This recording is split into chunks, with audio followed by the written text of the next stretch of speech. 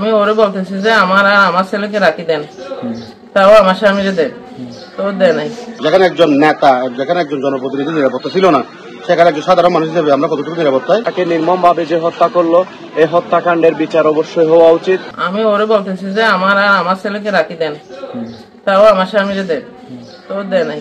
কি লাগে এটাও দি। হত্যাকাণ্ডে কেন হয়েছে, কি কারণে হয়েছে এবং এই হত্যাকাণ্ডের সাথে কারা জড়িত, প্রশাসনের কাছে, আইনের কাছে। ওটা আমার স্বামী, আমি চাই না আমার ফুটে দিয়ে আমার কি করবে, আমার ছেলে কি হবে, বাচ্চা কি হবে, মেয়ে কি হবে, ওগুলো দায়কে গেছিলাম রাত 1টা 2টার সময় অনেকগুলো মানুষ নিয়ে প্রশাসনে নিয়ে গেছিলাম। দাওয়াতে গেছে আমি জানি না, আর বাকি কি জন্য গেছে এটা আমি জানি না। গেছি আমরা, আলোর সাথে অনেকক্ষণ কথাও হয়েছে।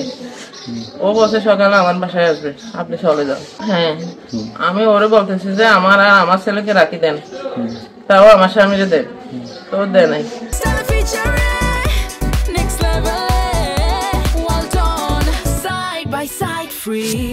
কি লাগে এটাও দি, কিছু চাই নাই। সকালে বলছে যে সকালে আমি আবার 12 ভাইকে নিয়ে বাসায় আসবো। রাজনীতিক ব্যাপারে গেছে না, দাওয়াতে গেছে না, কিসের জন্য গেছে এটা তো আমাকে বলে যায় না। আমাকে বলছে আমি দাওয়াতে যাচ্ছি।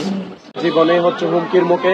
ইউনূস মেম্বারের মতো একজন সমাজসেবক মানুষ, তার মতো একজন পরোপকারী মানুষ, তাকে নির্মমভাবে যে হত্যা করলো, এই হত্যাকাণ্ডের বিচার অবশ্যই হওয়া উচিত।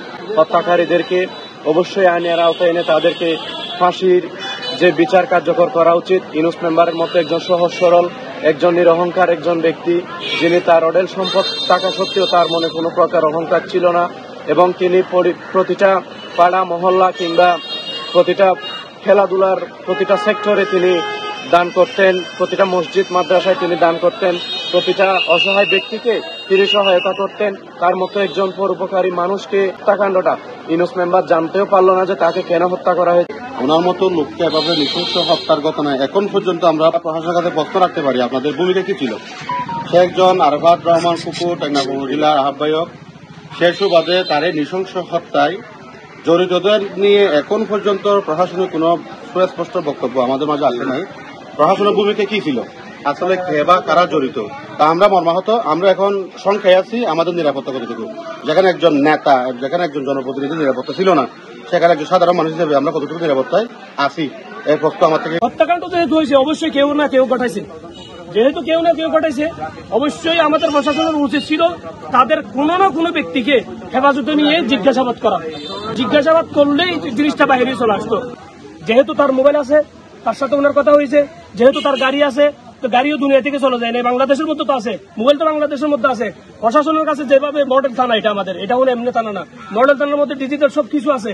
সবকিছু থাকার পরেও যে জিনিসটা তারা টেকিং এর মধ্যে সবকিছু বাইরে চলে আসবে। বলি কোন একটা মানুষ মারা গেলে বলি কি আমরা তার হত্যার বিচার চাই, ফাঁসি চাই, সবাই চাই। বাংলাদেশের মধ্যে হত্যাকাণ্ড হইলে সবাই ফাঁসি চাই, কিন্তু ফাঁসি ঘটনা ঘটাইছে তাদের সর্বোচ্চ শাস্তির আমি দাবি করতেছি। কারণ এরকম যারা